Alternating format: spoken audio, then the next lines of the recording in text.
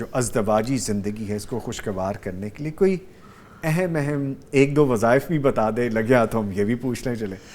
اس سلسلے میں سورہ فرقان کا جو ذکر ہے، جو وظیفہ ہے، جو دعا ہے، یہ بہت قیمتی ہے. یہ دونوں کو پڑھتے رہنا چاہیے اپنے نوافل میں. ربنا هب لنا من ازواجنا وذریاتنا قرۃ اعین واجعلنا للمتقین اماما. یا الہ العالمین ہمیں ایک دوسرے کی طرف سے آنکھوں کی ٹھنڈک عطا فرما، اولاد کی طرف سے آنکھیں ٹھنڈی کر دے، اور اللہ تعالی ہم کو پرہیزگاروں کا امام بنا دے.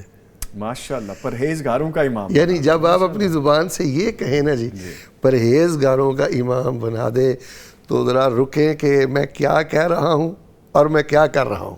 ایک عورت بھی سوچے کہ میں اپنے بچوں کے بارے میں خامد کے لیے اپنے اللہ سے کیا مانگ رہی ہوں اور میرا گھر میں کردار کیسا ہے. پریکٹیکلی تو ایک خامد بھی غور کرے کہ میں اللہ کو کیا کہہ رہا ہوں. تو یہ جو دعا ہے یہ بہت قیمتی ہے.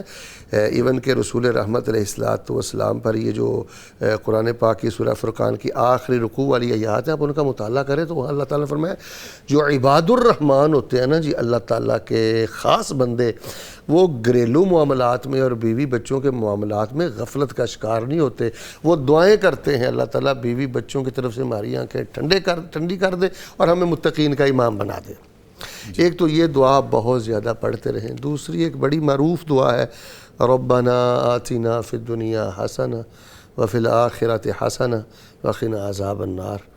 تو اس کے علاوہ دیگر اذکار آپ کہیں سے بھی پڑھیں، انشاءاللہ ان کا پڑھنا برکت ہی برکت.